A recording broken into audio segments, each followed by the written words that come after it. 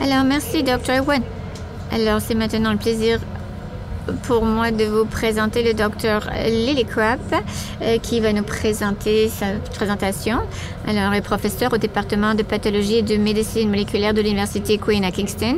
Il a été titulaire pendant 21 ans d'une chaire de recherche senior du Canada en hémostase moléculaire et en 2013, il a été admis au titre de membre de la Société royale du Canada. Il a été président du comité scientifique et de normalisation de la Société internationale de thrombose et d'hémostase. Il est ancien membre du conseil de l'ISTH et en 2024, il a reçu le prix Roberts de la Société. Il a été rédacteur, chef adjoint de Blood pendant 7 ans et a récemment achevé un mandat de 5 ans en tant que co-rédacteur en chef du journal Thrombosis and Hemostasis. Donc, on vous souhaite la bienvenue, Dr. Lillicrap.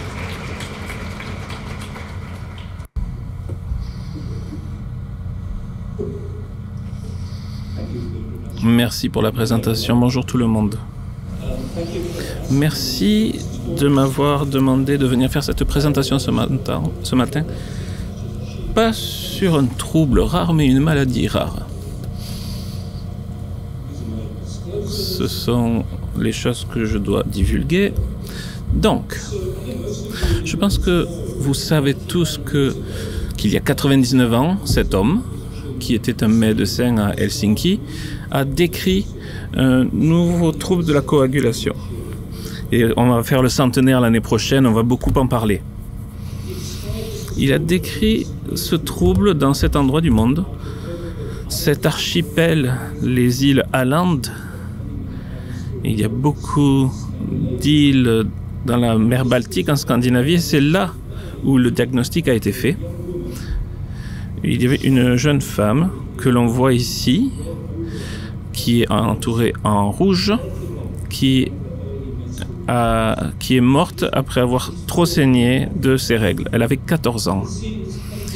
Et on peut voir là qu'il y avait 5 frères et sœurs qui sont morts avant l'âge de 5 ans à cause d'avoir trop saigné. Et nous savons maintenant que cette famille avait la maladie de Waldman de type 3 et ils ont beaucoup saigné et beaucoup de ces membres de cette famille sont décédés bien trop tôt. Donc, quoi de neuf? Si vous lisez des choses sur ce gars, il était vraiment brillant. Il a trouvé la maladie Wildbrand, mais d'autres problèmes de coagulation.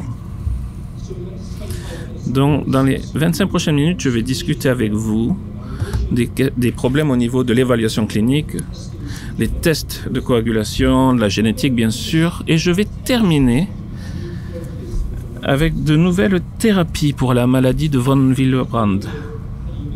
Donc, comment est-ce qu'on fait ce diagnostic? Une des clés de ce diagnostic, c'est un problème de coagulation clinique et un travail qui est fait depuis maintenant 20 ans fait que maintenant vous utilisez des systèmes de test, des outils d'évaluation de la coagulation. Ça a été lancé en 2005. Il y a des groupes européens qui ont travaillé là-dessus et le Dr. Paul James, est arrivé avec un score condensé en 2008. Et maintenant, vous utilisez cet outil d'évaluation des saignements qui a été décrit pour la première fois en 2010. Donc là, vous voyez, si vous regardez à droite, on voit le score anormal qui va de supérieur à 3 à supérieur à 7. Les 3 premières colonnes sont pour les femmes, plus jeunes, d'âge moyen et plus âgées. Et on voit le score passer de 5 à 7. Parce que le score que vous développez est en cumulatif avec votre âge. Plus vous êtes âgé et plus votre score sera élevé. Et vous ne pouvez pas avoir un score moindre quand vous vieillissez. Soit il reste le même, soit il augmente. L'avant-dernière rangée, pour les hommes, ils n'ont pas de menstruation, ils n'ont pas beaucoup de problèmes de saignement, et les enfants, parce qu'ils ne saignent pas beaucoup non plus. Et donc, le score pour passer est supérieur à 3. Donc, ça a été très utile. Et vous allez me dire, ça fait pas... Vous ne posez pas des questions par rapport au saignement depuis longtemps, depuis toujours. C'est vrai, mais la manière dont on peut communiquer rapidement à quel point des problèmes de saignement sont graves. Quand je vois Dr. James dans le couloir, Dr. Leon, je peux dire, j'ai vu un patient avec un score de saignement de 15, ils savent immédiatement que cette personne a un problème de saignement très important, très grave. La deuxième chose, et c'est ce qu'a parlé le Dr. Haydog, c'est que ce score élevé donne une intensité de la recherche en laboratoire qui est justifiée. Par exemple, quand on a un score de saignement de 25 plutôt que de 5 ou 6, il y a plus de justification pour faire des recherches. On va passer au laboratoire maintenant. La mesure standardisée pour faire le diagnostic de cette maladie, c'est mesurer le montant de protéines par le test d'antigène et on mesure les activités de liaison aux plaquettes. Et ce facteur dépend vraiment du temps. Si quelqu'un court jusqu'au laboratoire parce qu'ils sont stressés, ils sont en retard, le facteur va être beaucoup plus élevé à cause du stress qu'ils se sont mis. En 2025, on a de meilleurs tests maintenant pour mesurer l'activité du facteur von Willebrand par rapport aux plaquettes. Dans cette ligne-là, j'ai noté plusieurs tests. Tout en haut, c'est le premier test qui a été fait, le test original, avec très peu de sensibilité. Et les 3 tests en dessous, en particulier celui qui est avec RGPI-B, ça c'est lié aux plaquettes et ça produit un effet hémostatique. Donc pourquoi est-ce qu'on fait des essais? Peut-être que vous le savez, mais certains d'entre vous utilisent encore le facteur récessif. C'est pas un mauvais test, il y a des bons résultats, mais c'est variable. Donc les nouveaux essais sont faits sur sur les coagulomètres. Et ça, c'est très important d'avoir ça autour des opérations. Il y a une très bonne sensibilité. On peut mesurer à des taux proches de 1%. Et le coefficient de reproductibilité est environ 5%. Donc, les anciens tests étaient beaucoup plus variables que ces nouveaux essais. Maintenant, ça va pas vraiment vous surprendre que je parle maintenant un petit peu de génétique.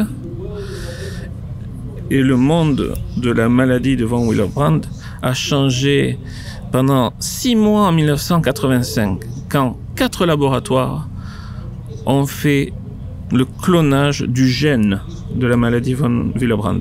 Ces laboratoires sont principalement aux États-Unis et un aux Pays-Bas.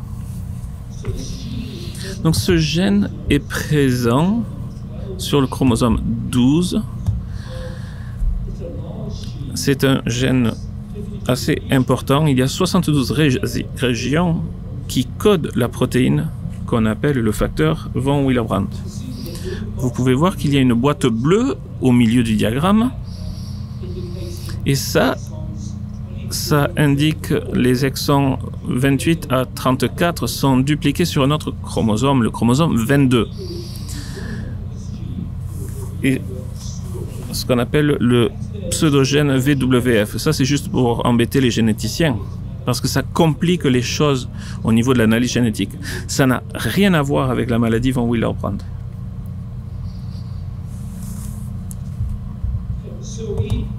Donc nous savons que ce facteur von Willebrand, qu'on montre sur ce facteur, sur cette diapositive, n'est pas un enzyme, mais ça porte une protéine pour d'autres protéines qui circulent dans le sang, à l'extérieur des vaisseaux sanguins. Je ne vais pas rentrer dans les détails de cette diapositive, mais VWF colle le collagène et les récepteurs sur les plaquettes pour produire la prise de plaquelettes qui est normale dans les hémostasies. Donc ces renseignements ont été examinés au cours des 25-30 dernières années. Mais je veux juste parler d'une référence que vous connaissez peut-être. Ça a été publié l'année dernière dans un journal qui s'appelle Nature Reviews Disease Primers. Il y avait 10 éditeurs. Il y a quelques Canadiens qui sont indiqués là. Je ne devrais pas faire d'auto-publicité, mais c'est vraiment un journal très, très bon. Il est toujours à jour, il est très compréhensible, et il y a de jolies photos aussi. Donc ça, c'est une des nombreuses photos qui montre comment est produit le facteur von Willebrand. Si cela vous intéresse, mais si vous ne voulez pas m'écouter, et ça je peux le comprendre, vous devriez juste regarder et lire cet article. C'est vraiment un très bon article. Donc qu'est-ce qu'on fait avec ces renseignements génétiques? Vous le savez qu'on l'utilise de plus en plus pour le diagnostic. Comme le premier point le dit, les tests génétiques pour la maladie de von Willebrand doivent être réservés à des cas spécifiques, lorsqu'ils peuvent avoir des implications pour le diagnostic, la prise en charge ou le conseil aux familles. En bas, vous pouvez voir qu'en fonction du sous-type, il est soit très utile dans les maladies de type 2 ou 3, où vous allez toujours avoir des résultats qui sont utiles et définitifs, tandis que dans les maladies de type 1 au FVW faible, c'est seulement des renseignements informatifs. Donc si on regarde ce diagramme, je vais passer de 1, 2, 3 à 4. L'analyse génétique, c'est très bien pour confirmer le diagnostic de 2A, de B, de M et de N. Et on nous demande souvent de le faire dans le laboratoire à Kingston. C'est aussi utile pour confirmer le type 1 quand les niveaux sont inférieurs à 30%. Et là, vous vous dites, pourquoi est-ce que je dois faire cette confirmation? Et c'est une bonne question. Je ne suggère pas que tous vos cas de type 1 devraient être envoyés pour un diagnostic, mais si vous voulez une analyse qui confirme votre diagnostic, nous le ferions. C'est très bien pour la planification familiale et le conseil génétique au niveau de type 3 et le type 2N. Et dans le carré numéro 3, c'est extrêmement utile, vraiment utile, pour le diagnostic de différenciation entre le type 2N de l'hémophilie A non sévère. On ne peut pas faire ce diagnostic de manière phénotypique. C'est très bien pour définir le type B de la maladie de von Willebrand de type plaquettaire. C'est vraiment très rare, un trouble très rare. Et finalement, pour tous les patients, vous avez peut-être un patient qui pourrait avoir un syndrome acquis de la maladie de von Willebrand. Et là, je pense que le test génétique est bénéfique aussi. Et finalement, dans la case 4, on utilise l'analyse génétique pour finaliser la physiopathologie de la maladie de von Willebrand. Cette diapositive, qui est extraite de l'article dont j'ai parlé plus tôt, ça illustre très bien les mutations, les variances pathologiques qu'on appelle maintenant, qui sont regroupées dans certaines régions de la protéine pour les formes de type 2 de la maladie. Si vous allez en bas de la diapositive, il y a la maladie 2N, c'est le premier variant du type 2, et on voit que c'est regroupé dans la région D', On voit aussi que pour les types 2, c'est A1, A2, type 2B, c'est autour de A1. Et on voit que dans le domaine A2 et dans le type 3 aussi, et tout en haut de la diapositive, ça représente là où la mutation se passe dans les types 1 et 3. Et là, vous pouvez voir que c'est partout. Donc, on a des demandes de faire une analyse génétique sur les maladies type 1 ou 3. Il faut qu'on fasse l'analyse des 52 exons. Ça prend vraiment beaucoup de temps et ce n'est pas très facile à interpréter. Et pour répondre à la question précédente, de plus en plus, les laboratoires génétiques font le séquençage de tout le génome. Ça coûte encore cher, mais les coûts baissent. Pour les choses comme la maladie de von Willebrand, le génome complet, c'est ce qu'on fait de plus en plus. Dans les 10 dernières minutes, je vais parler des nouvelles thérapies pour cette maladie. Et il y a là encore 2 très bonnes références. La deuxième, vous pouvez voir 2 des co-auteurs viennent de Queens, Jen Young et Paula James. C'est un domaine très important, en partie parce que quand on regarde la rapidité d'innovation pour l'hémophilie et la maladie de von Willebrand, l'hémophilie A à gauche et la maladie von Willebrand à droite, vous pouvez voir qu'il y a un tsunami d'innovation pour l'hémophilie et ça avance très peu pour la maladie de von Willebrand. Pourquoi?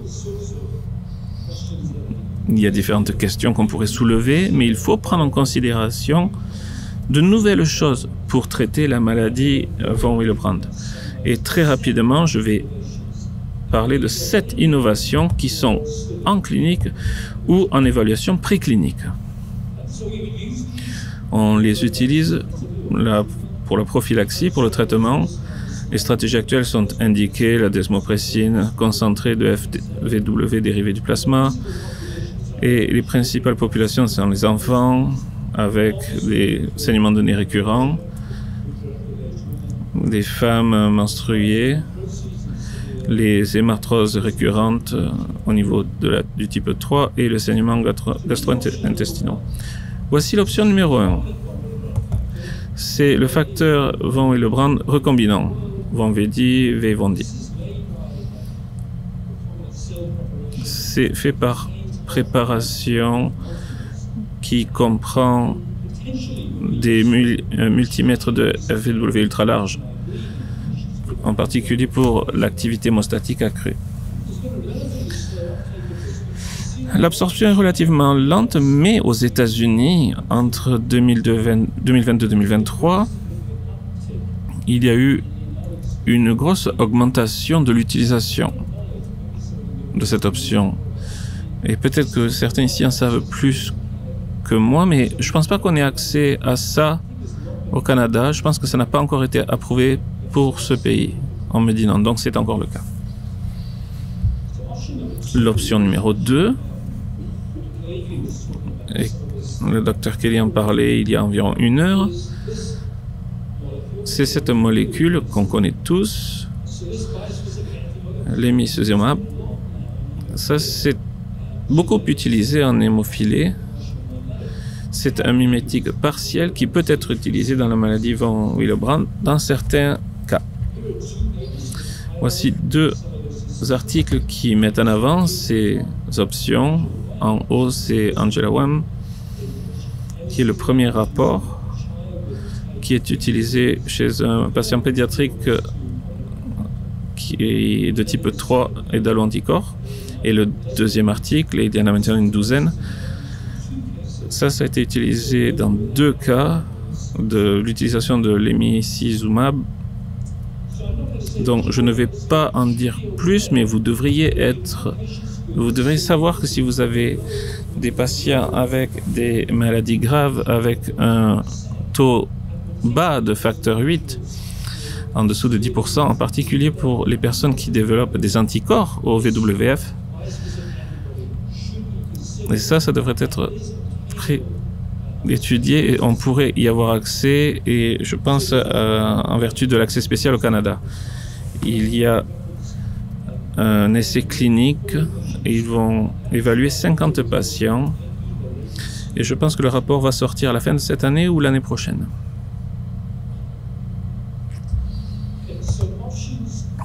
Les options 3 et 4, ce sont des exemples d'agents hémostatiques universels. Les deux sont en phase initiale d'évaluation, ils n'ont pas encore été approuvés. Le premier, qui est fait par Star Therapeutics, VGA 039, est un anticorps contre la protéine S. Et en fait, il augmente la production de thrombine. Ils sont en train de faire une étude, un essai clinique pour la maladie de von Willebrand pour voir si cela améliore la thrombogénération qui peut apporter des bénéfices à ces patients. La deuxième thérapie, HMB001, est fait par EMAB Therapeutics. C'est un autre anticorps bispécifique et je vais faire mon mime anticorps bispécifique. D'un côté, ça touche le A7 et de l'autre côté, ça touche la surface des plaquettes. Ça apporte le facteur 7 à la surface des plaquettes qui augmente l'activité hémostatique. Il y a des essais cliniques et je pense à d'Anglesmans, mais ça pourrait être applicable à la maladie de von Willebrand dans les cas graves. Ce sont des agents intéressants, les essais cliniques sont en train d'être terminés et qui pourraient être utilisés pour n'importe quel trouble de la coagulation où nous n'avons pas de bon traitement.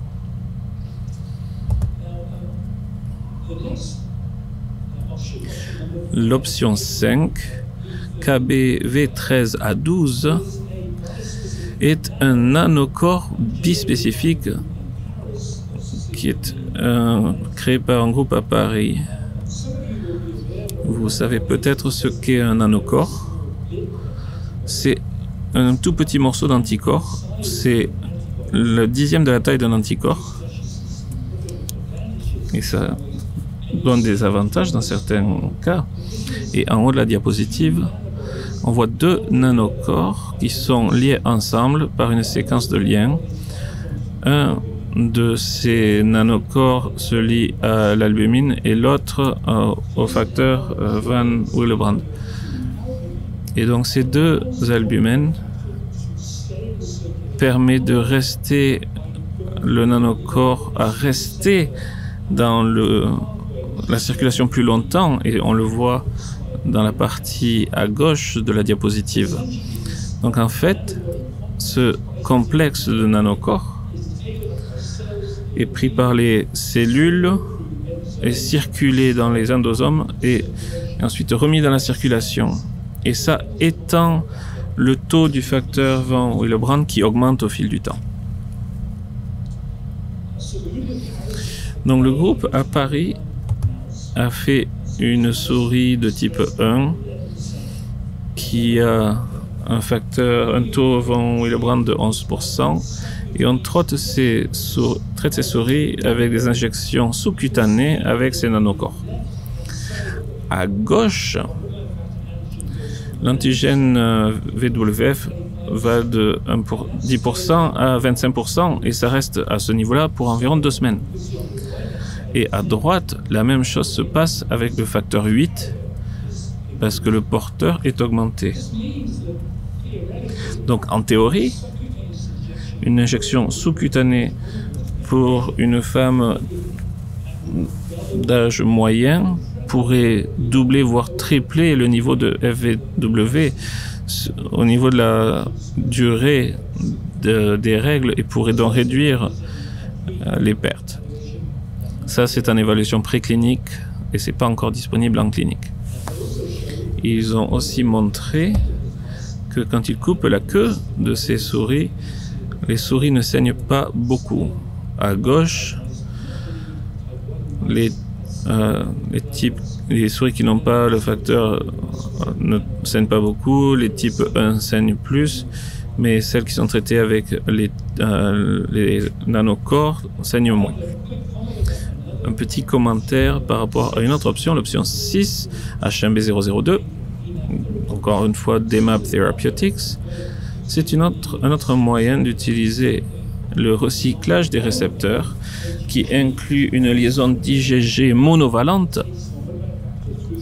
Et ça passe le VFV par le FcRn, on le voit en bas de l'écran, et ça augmente la rétraction du facteur von Willebrand pendant plus longtemps.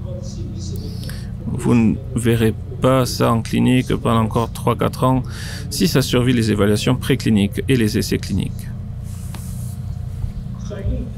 Donc je vais terminer avec l'option 7. C'est un article qui a été publié l'année dernière dans Science Translational Medicine qui parle de nanoparticules lipidiques ciblant le plasminogène inhibitant, qui est un des précurseurs de la fibronylose. Si on utilise ce plasmine, et ça réduit les caillots sanguins. Ça a été essayé dans les souris et les chiens et chez certains primates. Je vous montre l'étude sur les chiens.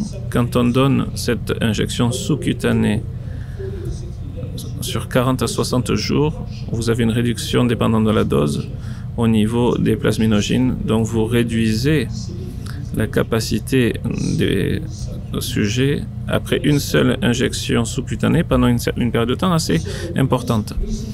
Plus récemment, à Kingston, on a fait l'étude sur un groupe de 5 primates femelles. Le tableau A, les patients recevaient des infusions intraveineuses tous les 21 jours. Les niveaux de plasminogènes sont descendus à environ 20% et ça a été suivi sur 6 mois.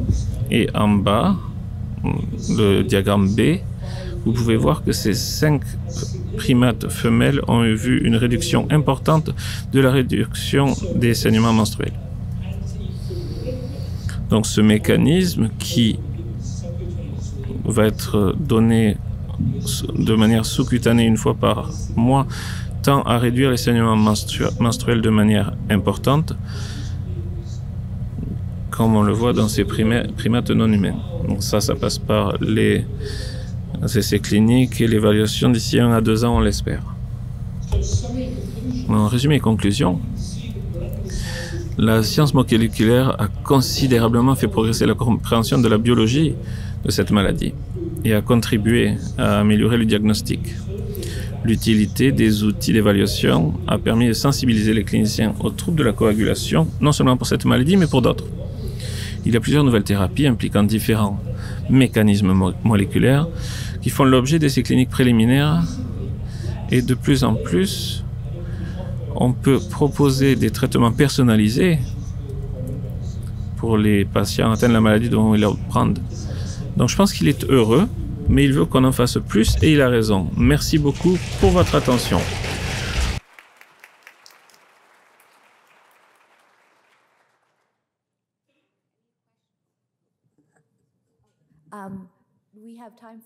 On a le temps pour 2 questions.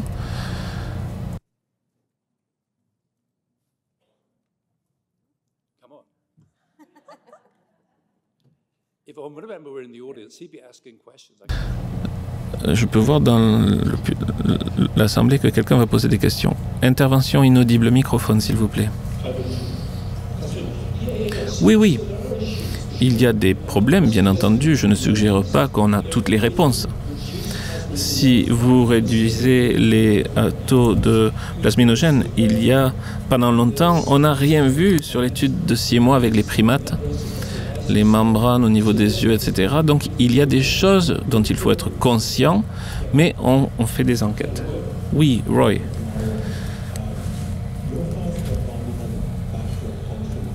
Qu'est-ce que vous pensez de l'acide qui met ensemble le collagène et les plaquettes? Est-ce qu'on passe à côté de certains patients à cause de cela? C'est une très très bonne question. On ne fait pas de rapprochement collagène à Kingston, mais je pense qu'il y a certains laboratoires qui le font peut-être. On pense que ces défauts produisent des phénotapes très légers et peut-être qu'on les manque. Et ne nous envoyez pas ces cas pour une analyse au niveau du collagène. parce qu'on risque de trouver des variances qu'on ne pourra pas interpréter. Donc je n'ai pas de bonne réponse à votre question, désolé, mais merci de l'avoir posée. David Pratt, ma question, c'est au niveau de la stimulation du nerf vagal, l'acupuncture chinoise, comme on dit. Vous avez vu les présentations, ça passe aux essais cliniques pour le VWD. On m'a posé cette question il y a 3 ou 6 mois. J'ai fait une présentation et quelqu'un a dit « Et la stimulation du nerf vagal ?»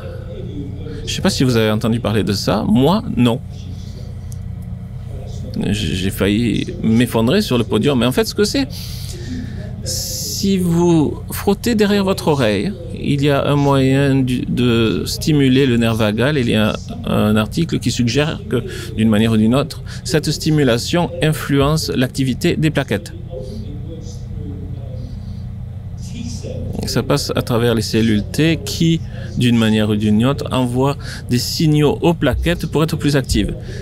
Est-ce que ça va être un futur traitement de la maladie von Willebrand? J'en ai aucune idée. Je pense qu'on est encore très loin de dire que ça va être utile. Je dis pas que c'est inutile, mais bon, n'attendez pas trop de ça quand même. Merci.